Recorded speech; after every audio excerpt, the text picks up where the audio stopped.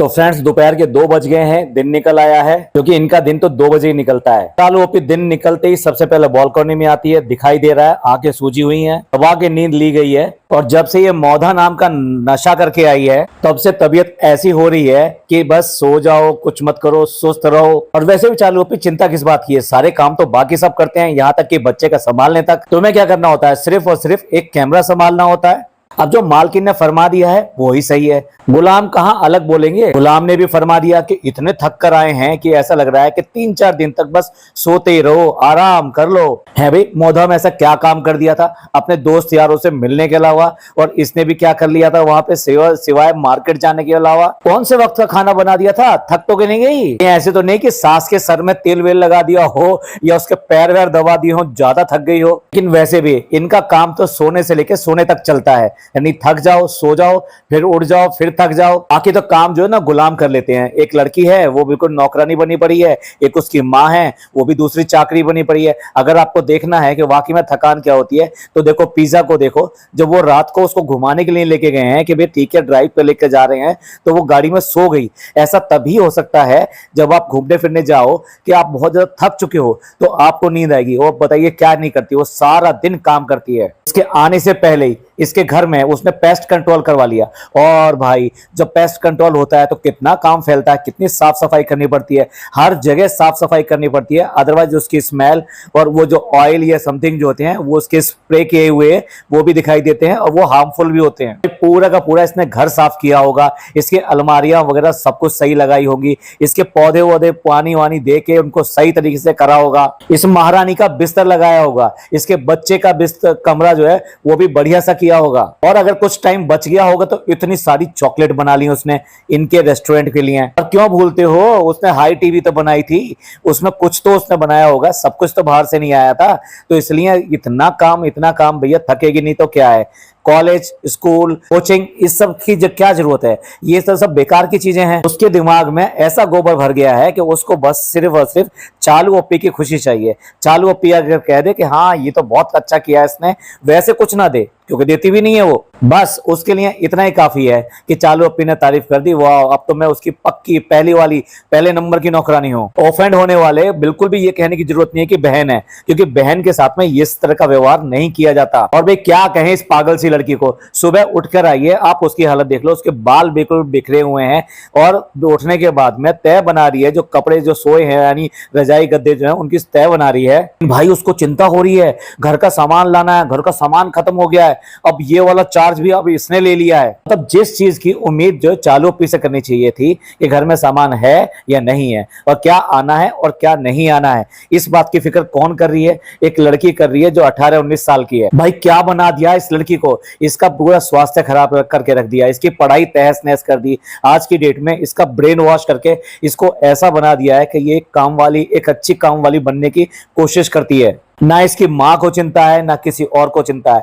ऐसे लगता है वो अंदर से इस बारे में बहुत डरी हुई है कि अगर इनसे बिगाड़ खाता किया और इन्होंने अगर साथ छोड़ दिया तो ये कहाँ जाएंगे। आज के डेट में ये हाल है, मतलब वो सोच नहीं पाते इस बात के कि चालू ओपी नहीं है तो उनकी दुनिया कैसी होगी। और चालू ओपी अपने मतलब के चलते हुए कुछ भी देखने को तैयार नहीं है। ना ही क्या है, पटरी पे बिकने वाले कुछ झुमके, कुछ अंगूठी, कुछ हार, ये सब ले आएगी और कुछ पुराने सुराने जितने जो कपड़े इसको नहीं लगते कि सही है वो दे देगी, कुछ सैंडल वगैरह दे देगी और बाहर जाके थोड़ा सा घुमा लाएगी, खिला देगी, घर में खिला देगी। इससे अलावा उसको कुछ देना नहीं है। इससे सस्ता मुंबई में अगर कोई काम करने वाला मिल जाए तो बता देना आप। कौन है जो इसको बहन कह रहा है, कौन इसको बहन कहने की हिम्मत करता है। ये सारे काम जो मैंने बताए हैं ये कौन कर सकता है और किसको करने चाहिए, जबकि उसको अपनी किसी भी चीज का ख्याल ना हो। आज की डेट में उसके सोने का टाइम भी वही हो गया है जो चालू ओपी का है, जस्ट थोड़ी देर पहले ही शायद उठी है, ऐसा ही लगता है। लेकिन भाई हैरानी हुई इस बात को देख के कि वो ये कह रही है कि घर का सामान खत्म हो गया है।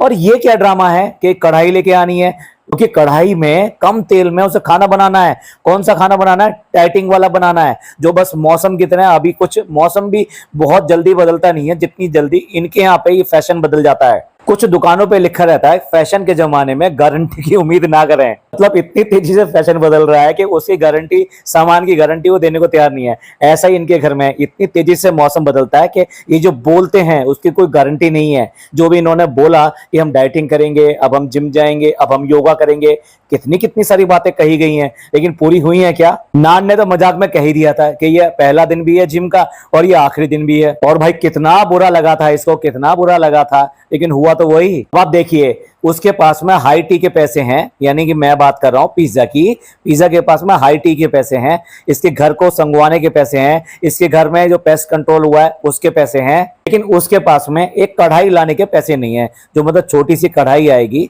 बहुत ज्यादा पैसे की नहीं आएगी, लेकिन उसके पास इसके पैसे नहीं है। इससे साफ जाहिर होता है सारा स्क्रिप्टेड ड्रामा था इसका।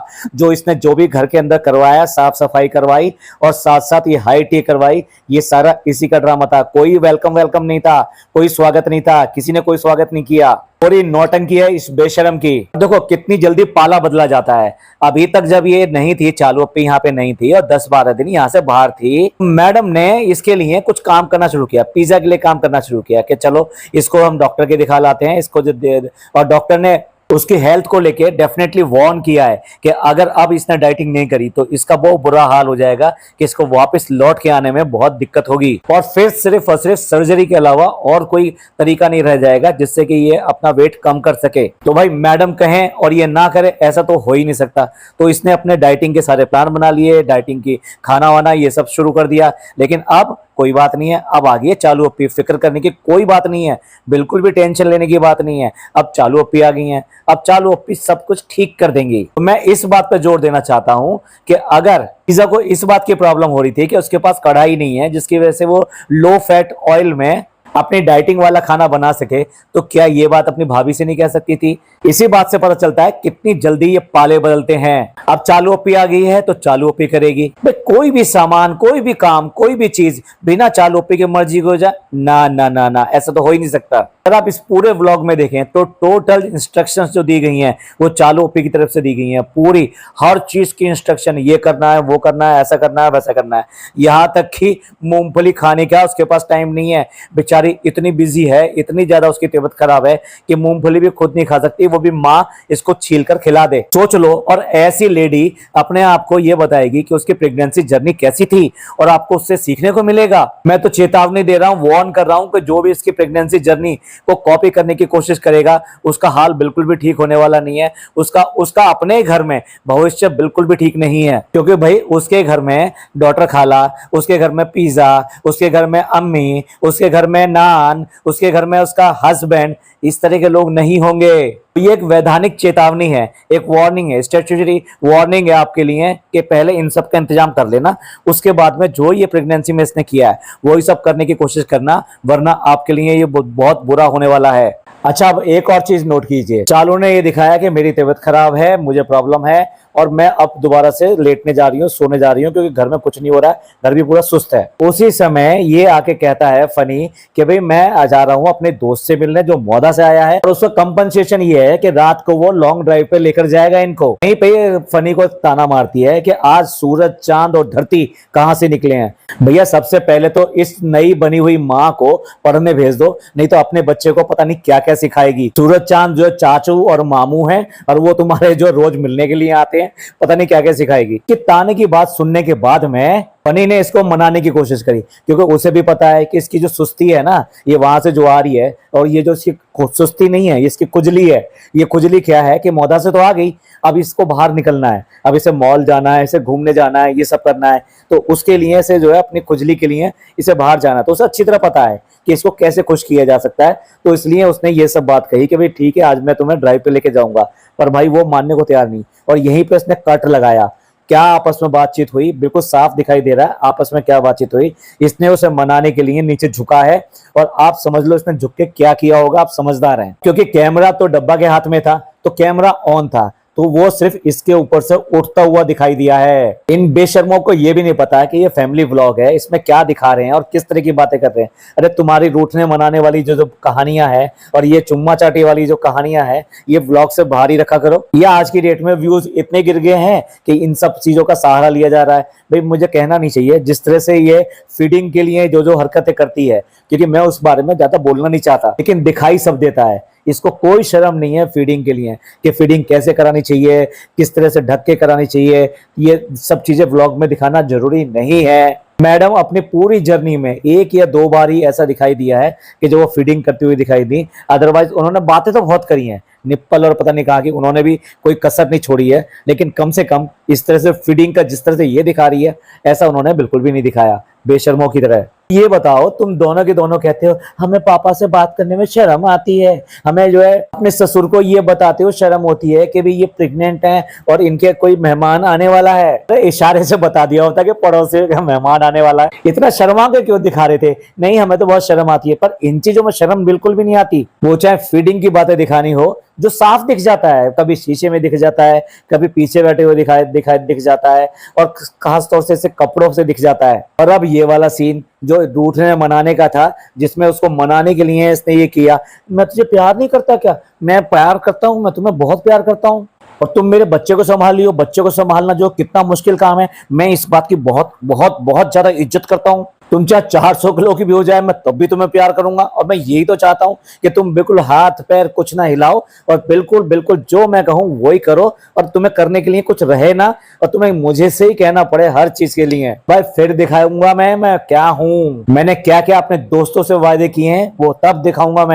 मैं तुमसे प्यार नहीं करता, मैं तुमसे बहुत प्यार करता हूं। मुझे पता है कि डब्बा को खुशी कहां से मिलेगी, डब्बा को खुशी मिलेगी लॉन्ग ड्राइव से मिलेगी। तो आपको समझ में आ गया ना, डब्बा को मनाना है तो लॉन्ग ड्राइव पे जाना है। यही इनका आपस का प्यार है, यही है। और भाई अब खबर नीचे तक पहुंच गई है कि डब्बा उठ गई है, तो भैया अम्मी भी आ गई यहीं पे। वो भी बेचारी क्या करे वहां पे, जब उसके पास कोई है ही नहीं। वहां पे सिर्फ नान होता है और ये होती है, बाकी सारे के सारे लोग ऊपर ही होते हैं, तो ये अकेली वहां पे क्या करेगी। तो इसलिए वो भी यहाँ पे बोल दिया कि पंचायत करने के लिए वो यहाँ पर आ गई है। ना नहीं, जो डब्बा के लिए तो कंटेंट है ही, लेकिन भाई ये तो फनी के लिए भी कंटेंट है। वो भी उसको छेड़ता छाड़ता रहता है कि जाओ जाओ तुम भी घूम कर आओ, जाओ मुंबई घूम कर आओ, लेके जाया करना अपने साथ रेस्टोरेंट में, उसका भी जी लगेगा, वो भी वहां पे देखेगी क्या हो रहा है क्या नहीं हो रहा। और हाँ, जिम में भी लेकर जाएगा, जरा जिम भी देख लेगी वो। तो भाई फनी का छेड़ना था, पर अम्मा का जो गरीबपना है ना वो सामने आ गया, क्योंकि अम्मा को मंगानी है एक शीशी, यानी कि तेल की शीशी मंगानी है। इससे पहले एक दवाई का कार्टन निकाल के दिया था, क्योंकि अम्मा बेचारी तो बेचारी गरीब है,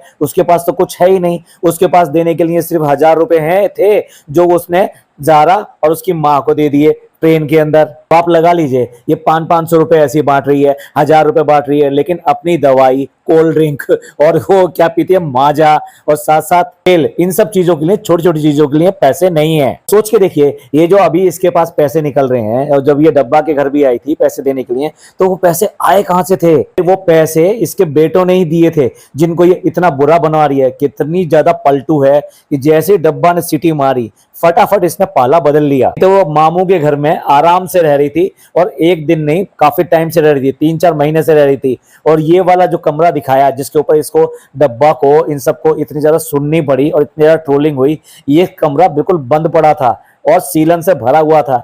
ये साफ कराया गया है। उसके बाद में नानी यहाँ पे तुरंत आ गई, क्योंकि डब्बा आने वाली है इसलिए आ गई। इनके सीरियल का एक एक किरदार बिल्कुल ड्रामा है, नौटंकी है। पता नहीं क्यों ये आम लोगों जैसे तो है ही नहीं। जैसे ये अगर इतनी ज्यादा उम्र में हो गई है तो क्या सोचती है कि आगे आने वाले 20 साल, 30 साल, 50 साल जी जाएगी। ये वक्त होता है अपने ही बच्चों में लगने का और अल्लाह अल्लाह करने का। नहीं, ये अपने उन बेटियों के चक्कर में है जो बेटियां इसको बिल्कुल भी पूछती नहीं। तीनों में से एक भी बेटी ने इसके बारे में कुछ पूछा हो कि माँ तू किस हालत में है, क्या है, और वहां सही नहीं है तो मेरे पास आ जा, या मैं तुम्हें लेने के लिए भेज देती हूँ, किसी ने भी इसकी खबर ली नहीं। सबसे ज्यादा सुतारा बेगम है। ये ना केवल उसके साथ में छेड़छाड़ करती है, बल्कि उसके जितने बेटे हैं उन सब से लड़ाई, और जो इसकी भाभियां हैं यानी कि इसकी बहुएं हैं, उन सब से इसने लड़ाई कर रखी है। सारे लोगों में तो एक कमी निकालने में लग जाती है। भाई एक खराब हो, दो खराब हो, इसकी सारी की सारी मामियां यानी सारी की सारी भाभियां इसकी सारी सारी भाभियां खराब हैं। अब तक जो इनका सब कुछ करती थी उससे भी पंगा ले लिया, उसको भी बुरा बता दिया इन्होंने। अब चालू का व्लॉग क्या होता है, अम्मा तुम क्या कर रही हो, अम्मी तुम क्या कर रही हो, पीसा तुम क्या कर रही हो, अरे इसे यहाँ क्यों रख दिया, इसे वहां क्यों रख दिया, लाओ मेरे लिए मूंगफली छील के दे दो, और मेरे लिए जो है ना वो अनार छील के दे दो, आज हमें बाजार जाना है, हम अभी नहीं जाएंगे, हम बाद में जाएंगे, बाजार चले गए तो हम ये लेंगे और ये नहीं लेंगे। ये होता है इसका व्लॉग। पूरे घर के ऊपर हुक्म चलाओ, जो ये बोल दे वही होगा, उसके अलावा कुछ नहीं होगा। ये क्या करती क्या है, कोई पूरे दिन में इसके पास कोई और काम नहीं है सिर्फ सिवाय इसके कि दूसरों को पे हुक्म चलाती रहे, और फिर उसके बाद में ये कहती है हम थक गए, हम तो परेशान हो गए, चलो अब सो जाते हैं। अब सोते सोते थक गए तो अब हम फिर दोबारा से उठ जाते हैं। ये नाचने की रोटी और ये सब ये आपको सिर्फ एक दो बार दिखाई देंगी। क्यों? क्योंकि रात को जब घूमने गए हैं तो आपने देखा है कि इतनी हाई कैलोरी फूड खाया है सबने, पूरी तरीके से वहां गोश्त खाया गया है, रोटी खाई गई है और भी बाकी चीजें खाई गई हैं बड़े आराम से, मीठा और ये तो छोड़ते ही नहीं बिल्कुल भी। अब आप ही बताओ, आप ही खुद मिठाई लेके आ रहे हो घर में, तो क्या पड़ोसी खाने आएंगे उसको? सारे घर को तो डाइटिंग करनी है, सारे घर को तो शुगर की प्रॉब्लम है, तो फिर वो मिठाई के डिब्बे और ये मीठी चीजें आती कहां से हैं? और वो जूस ये इतना बड़ा गिलास पी रही थी, क्या आपको लगता है जूस के अंदर कुछ भी स्वीटनेस नहीं होती, कुछ भी नहीं होती? अच्छा, वो जूस भी इनका डाइट फ्री होगा। एक है जो कि माल न्यूट्रिशन का मरीज दिखाई देता है, मैं नान की बात कर रहा हूं। दूसरी है ओहो उसका तो ये हाल है कि बस अगर उसका ये हाल हो चुका है, अगर अब भी एक्शन नहीं लिया तो वाकई में उसके लिए बहुत दिक्कत हो जाएगी और उसको लौट के आने में बहुत ज्यादा प्रॉब्लम होगी। तो भाई अब तो ये स्टोरी लगा ले या फिर जो है व्लॉग बना ले, सबके नीचे सारे लोग कमेंट कर रहे हैं कि मेंटेनेंस का किराया तो भर दो, मेंटेनेंस के तो पैसे दे दो। बंदों पे शर्म नहीं है बिल्कुल भी। देखते हैं इसका भी जवाब जो है Q&A में देते हैं नहीं देते हैं, क्योंकि डब्बा एक Q&A करने वाली है कि उसकी प्रेगनेंसी पीरियड क्या थी क्या नहीं थी, तो पूछ लीजिए, उसमें भी पूछ लीजिए, क्या पता उसमें जवाब दे दे इसका। देखिए इस बच्ची के ऊपर क्या क्या बोझ डाला हुआ है, सारे सामान की फिक्र उसे है कि आएगा कि नहीं आएगा। अब तबीयत खराब है क्योंकि इसका मन उठने को कर ही नहीं रहा है, बिस्तर पे लेटना है, तो इसलिए जो खुद सामान लेने गई है और वहां सामान लेकर इतना सारा सामान लेकर खुद आई है, साथ साथ एक गिलास भी लेकर आई है अम्मा के लिए। गिलास से ये भी साबित हो गया कि अम्मा को वापस भेजा ही जाएगा कि जब तू वहां चली जाएगी तो साथ में लेके जाना। भाई समझ लीजिए, आप लोग जो कस्में धर में खिला रहे थे डब्बा को कि भाई अब नानी को मत भेजना, इसको अपने पास ही रखना, तो भाई भूल जाओ, वो तो इसने इतनी ज्यादा ट्रोलिंग हुई है इसलिए है लेकर आई है, वरना ये सब काम करने वाली नहीं थी। अगर इससे अम्मा से जरा सा भी प्यार होता तो वहां जाते ही खाला के घर जाने के बजाय, अरे खाला के घर, खाला तो यहीं से गई है, रोज इसके साथ रह रही थी, उसको मिलने जाने की, इतनी बार जाने की क्या जरूरत थी? अगले दिन ही सबसे पहले नानी के पास पहुंचना चाहिए था। तो भाई ये तो है चालू की प्लानिंग, लेकिन अम्मा की प्लानिंग भी सही नहीं है, अम्मा की प्लानिंग भी जबरदस्त है। अम्मा को पता है कि वो यहाँ रखने वाली उसको नहीं है हमेशा के लिए, इसे वापस जाना ही पड़ेगा, तो इसलिए वो बड़े वाला सूटकेस लेकर आई है। अब बड़े वाला सूटकेस क्यों लेकर आई आप समझ गए ना? और ये बात डब्बा को भी पता है, तो जानबूझ के ने एम्फेसिस किया इस बात के ऊपर कि बड़े वाला सूटकेस क्यों लेकर आई हो, इतना बड़ा सूटकेस। अब सोचिए जब ये गाड़ी में रख के चली होगी तभी से पता नहीं था कि कितना बड़ा सूटकेस आ रहा है, लेकिन नहीं, इसने तभी बोला, सबको दिखा के बोला कि देखो देखो ये अम्मा इतना बड़ा सूटकेस लेकर आई है और अब पता नहीं क्या क्या यहाँ से भर के लेके जाएगी। जब तेरी खाला खाली खाली सूटकेस और वो बेशरम आदमी यानी तेरा खालू वो दो तीन सूटकेस हाथ में ऐसे हिलाते हुए लेके चला आता है और वो भर भर के लेके जाती है, उसे तो एक बार भी नहीं टोका। ये इतने बड़े सूटकेस, 3 सूटकेस क्यों करके लेकर आ रहा है यहाँ पे खाली? क्योंकि भाई जिसको देखना है वो देख ले। वो सूटकेस, इतने बड़े बड़े सूटकेस वो इतने आराम से लेकर हाथ में उठा के ले आया। अगर वो सूटकेस में कुछ भी सामान होता तो जितने बड़े सूटकेस थे वो बड़े भारी होते, आसानी से एक सूटकेस उठ जाए वो भी बड़ी बात थी, लेकिन वो तो 2 सूटकेस उठा कर लेकर आ रहा था। ऐसे ही है इनके यहाँ बेशरम आदमी, उसको अपनी बेटी की चिंता नहीं होती, बेटी के बारे में क्या क्या बातें कही जाती हैं, उसके बाद में भी एक बार हो गया 2 बार हो गया, फिर भी उसको कभी भी यहाँ पे बेचने में मना नहीं करता है। यही नहीं, इनके घर में ये जो फिरंगी घूमता रहता है, बात कर रहा हूँ फनी की, जिसकी नजर कभी भी अच्छी नहीं रहती है। इतने सारे लोग देखते हैं, उन्हें पता है इस बात की, उसे नहीं शर्म आती होगी, उसे नहीं देखता होगा कि ये जो आदमी हमेशा यहाँ पे इस तरह से घूमता रहता है, ये भी नहीं देखता कि लड़कियां किस हालत में किस में नहीं है, बेडरूम है या क्या है, उनके साथ जबरदस्ती किस तरह का मजाक करता रहता है। उनके कपड़ों के ऊपर बोलेगा, कभी उनके स्टाइल के ऊपर बोलेगा, कभी उनके लुक के ऊपर बोलेगा। खाने के ऊपर बोलेगा, कभी सामान के ऊपर बोलेगा, लेकिन उनको छेड़ने के लिए कुछ ना कुछ बोलता जरूर है। और भाई जिसका पास्ट रिकॉर्ड बिल्कुल भी अच्छा ना हो तो वहां तो बहुत ज्यादा कॉन्शियस रहने की जरूरत होती ही है। डब्बा को पूरी तरह से उसके ऊपर यकीन नहीं है तो भाई वो तो बाहर वाला आदमी है। और उसे चिंता हो रही है पिज्जा की कि कैसे करके वो डाइटिंग का खाना खाएगी। अरे अपने ऊपर देख, जिसके लिए तू जो अपने हस्बैंड से कह रही है मेरा मुंह बांध देना, मेरे हाथ पकड़ लेना, मेरी आंखें बंद कर देना, मेरा खाना छीन लेना, लेकिन मुझे रोक लेना कैसे भी। चलो सामान भी मंगवा लिया, अब अच्छे खासे मूड में है और तबीयत भी ठीक दिखाई दे रही है, पर सामान लगा दे ना ना ना ना, ये काम भी उसी नौकरानी से करवाएगी। ये तो हिल के देख भी नहीं सकती कि कौन कौन तो सामान कितना लेकर आई है। जो लिस्ट बना के दे दी गई थी वो सामान आ गया, पर इसको चेक करना हो या ये कहना हो कि कोई चीज सामान रह तो नहीं गया, या फिर ये देखना कि भाई कितने कितने के सामान आए, ना ना ना, इसको कोई मतलब नहीं है। इसको सिर्फ सिर्फ बैठे रहना और बातें बनाना है। अब पता तो चल गया ऐसे कि दूध गर्म करने के ऊपर, कॉफी बनाने के ऊपर लोगों ने कितना मजाक उड़ाया। फिर दोबारा हंसते हुए आई है, जैसे मतलब इसको पता है कि भाई मेरे को ऐसा कहते हैं कि देखो आप मेरे ऊपर हंसते हो, मैं फिर चलो फिर पूछ लेती हूँ कि दूध पहले गर्म करें या दूध गर्म करके कॉफी उसमें डालें। तो चलिए आप ही बताइएगा, ये सब इसकी जो ड्रामेबाजी है, नौटंकियां हैं, ये कब बंद होंगी भी या नहीं। मुझे तो नहीं लगता होंगी। हाँ, आपके पास में कुछ इंटरेस्टिंग सवाल हो तो तैयार रखिए अगले ब्लॉग में पूछने के लिए। हालांकि ये पूछेगी नहीं, जैसा भाई करता है, जो मतलब के जो क्वेश्चन होते हैं वो अपने बनाए हुए क्वेश्चन होते हैं, उनके आंसर दिए जाते हैं, क्योंकि अपना जो पक्ष क्लियर करना होता है उसके ऊपर ये बात करते हैं, उसके अलावा और किसी के ऊपर बात नहीं करते। ऐसा नहीं है कि आपकी इनको भावनाओं की कदर है, आपकी फीलिंग्स की कदर है, आप जो इतने अच्छे अच्छे जोर लगा के वहां कमेंट करते हैं नहीं आप ऐसा करो ऐसा मत करो, ये कुछ भी उनमें से कमेंट लेने वाले नहीं है। चलिए आपका इस सब के बारे में क्या कहना है कमेंट करके जरूर बताइएगा। ये पॉडकास्ट आपको पसंद आया हो तो प्लीज लाइक कीजिए, सब्सक्राइब कीजिए, शेयर कीजिए। थैंक यू, धन्यवाद, शुक्रिया।